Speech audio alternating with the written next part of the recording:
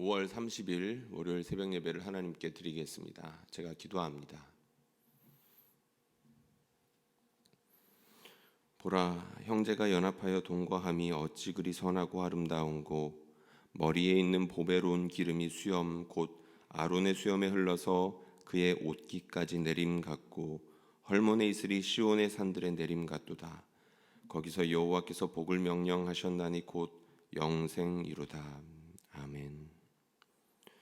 사랑하는 하나님 아버지, 우리가 예수님을 믿어 참 많은 복을 얻었는데 이렇게 하나님을 아버지라 부르며 기도할 수 있게 하여 주셔서 감사합니다.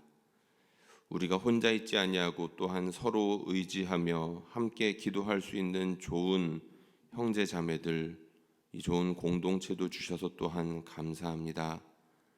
믿음 가지고 서울은현교회가 오늘 이른 아침에도 함께 주님을 부릅니다. 이 시간 기도하는 우리 모든 성도님들에게 찾아와 주셔서 위로해 주시고 우리 공동체를 더욱더 견고하게 세워 주시옵소서. 오랜 시간 동안 울며 기도하는 분들이 계십니다. 불쌍히 여겨주시고 속히 응답하여 주시옵소서. 예수님의 이름으로 기도합니다. 아멘. 오늘 하나님께서 우리에게 주시는 말씀은 신약 성경 고린도전서입니다. 신약 성경 고린도전서 12장 21절에서 31절까지의 말씀을 우리 드라마 바이블로 경청하시도록 하겠습니다. 신약 성경 고린도전서 12장 21절에서 31절까지입니다. 눈이 손더러 내가 너를 쓸 데가 없다 하거나 또한 머리가 발더러 내가 너를 쓸 데가 없다 하지 못하리라. 그뿐 아니라 더 약하게 보이는 몸의 지체가 도리어 요긴하고 우리가 몸에 덜 귀히 여기는 그것들을 더욱 귀한 것들로 입혀주며 우리 아름답지 못한 지체는 더욱 아름다운 것을 얻느니라. 그런즉 우리의 아름다운 지체는 그럴 필요가 없느니라. 오직 하나님이 몸을 고르게 하여 부족한 지체에게 귀중함을 더하사 몸 가운데서 분쟁이 없고 오직 여러 지체가 서로 같이 돌보게 하셨느니라. 만일 한 지체가 고통을 받으면 모든 지체가 함께 고통을 받고 한 지체가 영광을 얻으면 모든 지체가 함께 즐거워하느니라. 너희는 그리스도의 몸이요 지체의 각 부분이라. 하나님이 교회 중에 몇을 세우셨으니 첫째는 사도요, 둘째는 선지자요, 셋째는 교사요, 그 다음은 능력을 행하는 자요, 그 다음은 병 고치는 은사와 서로 돕는 것과 다스리는 것과 각종 방언을 말하는 것이라. 다 사도이겠느냐? 다 선지자이겠느냐? 다 교사이겠느냐? 다 능력을 행하는 자이겠느냐? 다 병 고치는 은사를 가진 자이겠느냐? 다 방언을 말하는 자이겠느냐? 다 통역하는 자이겠느냐? 너희는 더욱 큰 은사를 사모하라. 내가 또한 가장 좋은 길을 너희에게 보이리라.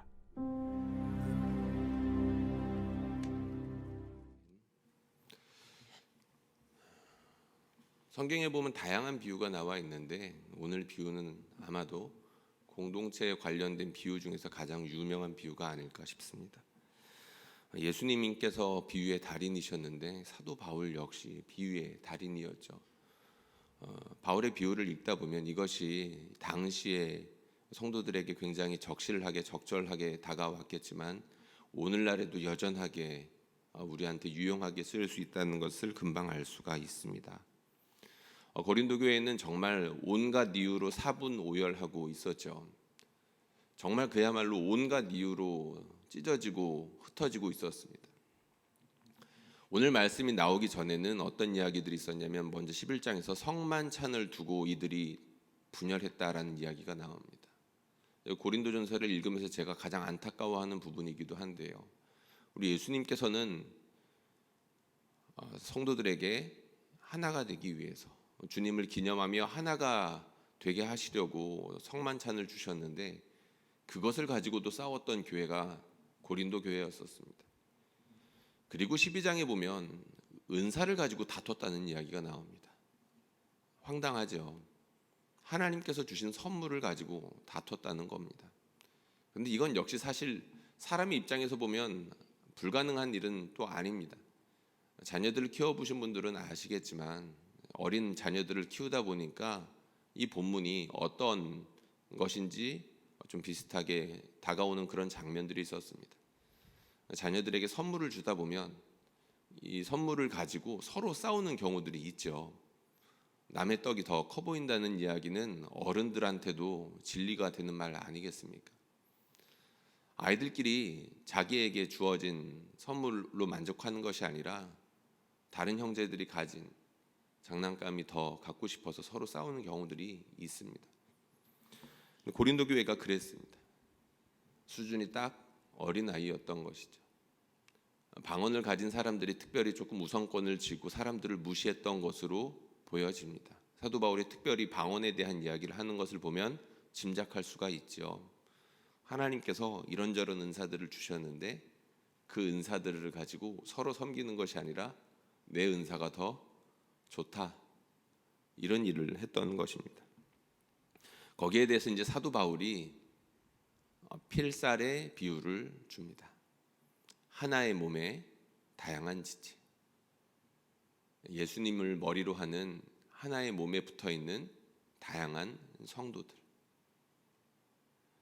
너무나도 마음에 와닿는 그런 비유이죠.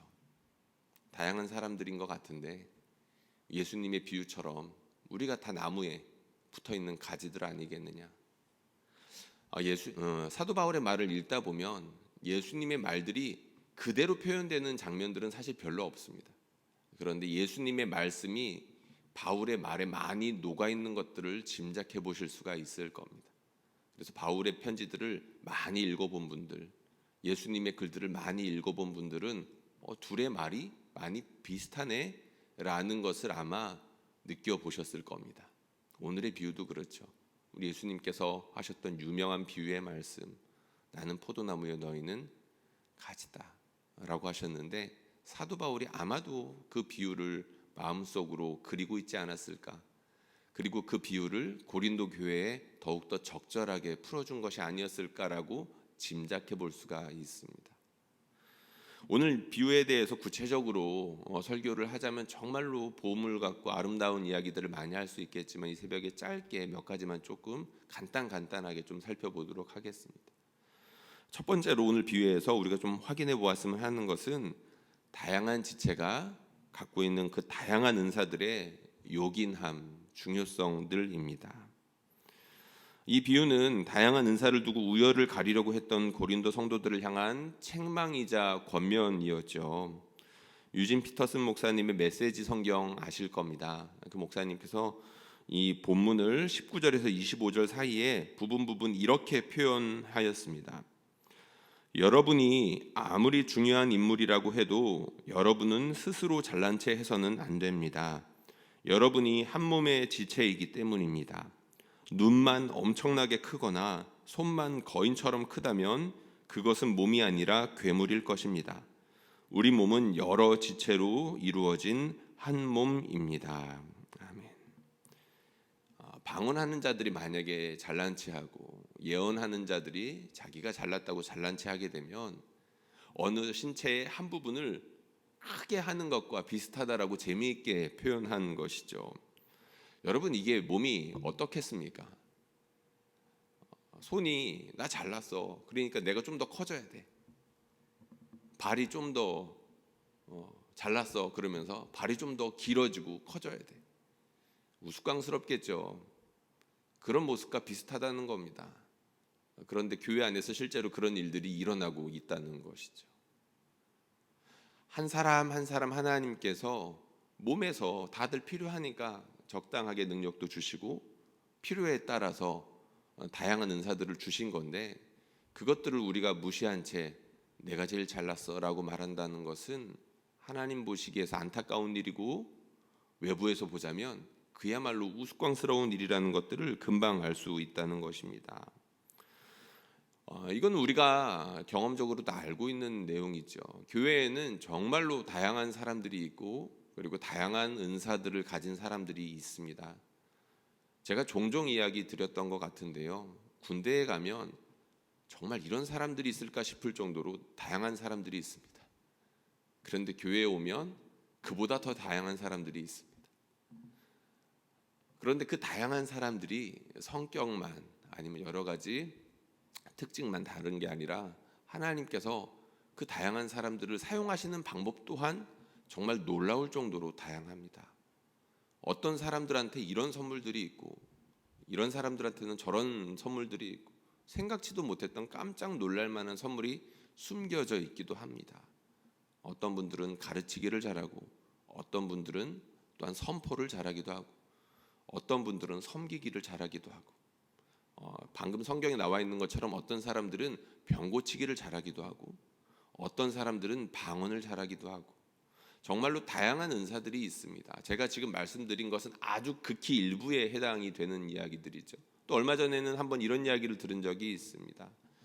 자기가 있는 곳에 다른 사람들이 이렇게 마음을 편안하게 하더라, 이런 이야기를 들은 적이 있었거든요. 은사일 수 있죠. 공통의 사람들이 공통으로 증언을 한다면, 그러니까 다양한 사람들이 공통으로 그런 증언들을 하게 된다면 은사인 겁니다. 공동체를 유익하게 하고 견고하게 하는데 그런 특징들이 선물로 이렇게 쓰임 받고 있으면 은사인 것이죠. 바울 역시 그런 이야기를 합니다. 직분과 은사에 대한 다양한 이야기들을 하죠. 하나님께서 교회들을 든든히 세우시기 위해서 여러 직분들을 주십니다. 지금의 직분들로 따지자면 장로가 있고 집사가 있고 권사가 있고 그런 셈이겠죠.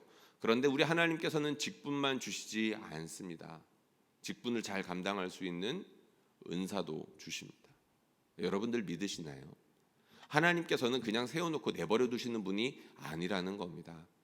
각각의 교회들을 섬기기 위해서 그 교회가 감당해야 될 하나님의 일들이라는 게 있는데 하나님께서 그 일들을 감당할 수 있도록 모아주신 사람들에게 선물을 주시더라는 거죠. 이거는 은사를 많이 사용해 본 사람일수록 더욱더 잘 알 수밖에 없습니다. 자기에게 어떤 선물이 있는데도 그걸 모르면서 이렇게 지나가는 경우들이 많이 있는데 왜 그럴까요? 사용하지 않아서 그렇습니다. 사용하다 보면 하나님께서 나한테 이런 은사를 주셨구나라는 것들을 점점 더 많이 확인할 수가 있죠. 그리고 또 흥미로운 게 있습니다. 원래 나한테 이런 은사가 없었는데 교회를 섬기다 보면 생기는 경우도 있습니다. 왜 그럴까요? 하나님께서 그 공동체를 불쌍히 여기시고 사랑하시기 때문입니다. 하나님께서 교회를 세우시기 위해서 필요한 은사들이 있다면 필요한 순간들에 주시더라는 거죠. 사역을 많이 해보신 분들은 너무나 잘 아실 것입니다. 갑자기 말이 터지기도 하고요. 갑자기 긍휼의 마음이 샘솟듯 할 수도 있고요. 갑자기 눈에 보이지 않던 것들이 통찰력이 생기면서 사안을 보는데 놀라운 지혜가 생기기도 합니다. 그거 다 어디로부터 올까요? 하늘로부터 임하는 것입니다. 근데 중요한 거는 이렇게 하나님께서 각자에게 필요한 다양한 은사들을 주시는데 그 은사 받은 것을 가지고 내가 잘났다라고 하는 상황, 사도 바울이 보기에 너무나도 안타깝더라라는 것이죠. 그리고 또 한 가지 중요한 것이 있습니다. 공동체에서 특별히 돌아보아야 하는 연약한 지체들이 있더라라는 겁니다. 하나님께서 각 사람 모두가 필요해서 다 부르셨는데 우리가 다 이유는 알 수 없지만 사람들이 얼핏 보기에 너무나도 연약한 존재들이 있더라라는 거죠. 이것 역시 우리가 경험적으로 알고 있는 사실 아니겠습니까? 우리 중에서 어떤 사람들은 물질적으로 궁핍하기도 하고 어떤 사람은 성격이 많이 내성적이어서 관계를 맺는데 미숙하기도 합니다. 그리고 어떤 사람들은 몸이 너무나도 약해서 항상 이렇게 아프고 골골대는 분들이 있죠. 그런 것을 가지고 우리가 안타까워할 수 있겠지만 왜 하나님께서 저런 사람을 우리한테 주셔가지고 라고 할 수는 없다는 것입니다. 오늘 사도 바울이 그 부분에 대해서 콕 집어서 이야기하는 부분들이 있죠. 연약한 지체들이 있다는 겁니다. 근데 뭐라고 말하나요? 더욱더 요긴하더라 라는 이야기를 합니다. 그 부분에 대해서 오늘 또 유진 피터슨 목사님의 메시지 성경을 보는 것이 참 흥미롭습니다. 제가 한번 그 부분을 메시지 성경으로 다시 읽어드리겠습니다. 눈이 손에게 꺼져버려 나는 네가 필요하지 않아 하고 말하거나 머리가 발에게 너는 해고야 네가 할 일은 없어 하고 말하는 것을 상상할 수 있겠습니까? 사실 우리 몸은 정반대의 방식으로 움직입니다. 약한 지체일수록 더 필수적이고 요긴합니다. 예를 들어 우리는 한쪽 눈이 없어도 살 수는 있지만 위가 없으면 살 수는 없습니다. 여러분과 관계된 여러분 몸의 지체라면 눈에 보이거나 가려져 있거나 강하거나 약하거나 하는 것은 중요하지 않습니다. 여러분은 각각의 지체를 비교하지 않습니다. 오히려 있는 그대로를 존귀하고 소중하게 여길 것입니다. 굳이 편을 든다면 강한 지체보다는 약한 지체에게 더 관심을 기울일 것입니다. 너무 맞는 말이죠. 여러분 몸에 제일 중요한 곳이 어디입니까? 다 중요합니다. 세상의 중심은 아픈 곳입니다라는 말 들어보셨을 겁니다. 세상의 중심은 아픈 곳이다. 세상 사람들도 그 정도는 알고 있습니다. 우리 성도들이라면 더 잘 알고 있는 말이겠죠. 우리 성도들 사이에 연약한 곳이 있고 그리고 안타까운 곳이 있다면 몸이 아픈 겁니다. 그래서 그 아픈 곳에 집중을 하게 되고 자연스럽게 그곳에서 더욱더 회복하기 위해서 좀 더 노력하고 관심을 기울이고 할 수 있는 일들을 해야 되는 게 마땅하다라는 것을 지금 사도 바울이 이야기하고 있는 것입니다. 그것이 하나님께서 공동체를 작동하는 방법이라는 거죠. 우리 하나님께서 왜 그렇게 해주셨는지는 모르겠지만 어떤 사람들에는 이런 선물, 어떤 사람들에는 이런 선물, 어떤 사람은 보기에 강한 자, 어떤 사람은 보기에 약한 자, 이렇게 해주셨지만 한 몸으로 부르신 이상 그 몸이 서로 의존하지 않고서 살아갈 수 있는 방법이란 없는 것입니다. 한 사람이 중요하지 않아 라는 것을 주변에 있는 사람들이 공통적으로 생각한다라고 한번 생각해 보십시오. 그러면 어떻게 될까요? 눈에 보이지 않는 사람 점점 사라져가게 될 것입니다. 중요하게 여김을 받지 않는 사람은 점점 공동체에서 소외되면서 나오지 않더라도 전혀 이상할 것이 없는 그런 상황이 된다는 거죠. 그러면 우리 주님이 마음이 참 많이 아프실 것 같습니다. 저는 교회에도 수준이 있고 사역자에도 수준이 있고 성도들에게도 수준이 있다라고 생각합니다. 물론 이것으로 등급을 매길 수는 없겠지만 예수님의 수준이라는 것이 분명히 있죠. 우리 예수님께서 연약한 자들 그리고 잃어버린 자들에 대해서 얼마나 많이 말씀하셨는지에 대해서 우리는 이미 잘 알고 있습니다. 인자는 잃어버린 자를 찾아서 왔다라고 말씀하여 주셨습니다. 의원이 아픈 사람에게 필요 있다라는 말씀을 하여 주셨죠. 그거 다 예수님 말씀입니다. 예수님께서 중요하게 생각하는 사람들, 잃어버린 사람이라는 것이고 아픈 사람이라는 것입니다. 교회에서 그러면 가장 중요하게 여김을 받아야 되는 사람들이 어떤 사람들일까요? 잃어버린 사람들일 것이고 아픈 사람들일 것이고 연약한 사람들일 것이고 점점 눈에서 사라져가는 사람들일 것입니다. 세상 사람들에게서 눈에 띄고 여기에서 외모적으로나 이런저런 이유들로 강해 보이고 매력적으로 보이는 사람들이 끊임없이 집중받고 높임을 받게 된다면 이것은 존재의 이유를 상실해 버리게 되는 것이죠. 하나님께서 이스라엘을 택하시고 사도 바울이 말했던 것처럼 연약한 사람, 그런 사람들을 택해가지고 하나님께서 이 세상을 구원하는 방식은 인간의 머리로는 사실 이해하기가 어렵습니다. 차라리 강한 사람들을 선택하셔가지고 하나님의 멋진 나라들을 순식간에 만드시면 좋겠는데 사람의 머리로는 이해할 수 없는 그런 방법으로 하나님께서는 하나님의 나라를 확장하고 계시죠. 세상의 연약한 사람들을 고르셔서 그 사람들을 하나님의 능력이 아니면 살아갈 수 없게끔 하시며 하나님의 몸을 든든하게 세워가시고 아름답게 만들어 가십니다. 이것은 하나님의 말씀에 순종하는 사람들만 알고 있는 놀라운 신비입니다. 저는 바라기는 저와 여러분들이 이 신비를 깊이 체험하는 사람들이 되었으면 좋겠습니다. 성령으로 충만하여서 오늘도 사도 바울이 말한 이 몸의 비유를 온몸으로 체험하며 살아낼 수 있기를 주님의 이름으로 축원드립니다. 우리가 함께 기도하겠습니다. 이 시간 기도할 때 여러분들 자신을 위해서 먼저 기도해 주십시오. 제가 강하게 말씀은 드렸지만 제일 마음으로 많이 불편하고 부끄러운 부분이 이런 부분입니다. 사역자로서 앞에서 말하는 사람으로서 모범을 보여야 되는 부분이 바로 이런 부분인데 그렇지 못할 때가 너무나도 많기 때문입니다. 하나님께서 우리에게 회개의 영을 부어주셨으면 좋겠습니다.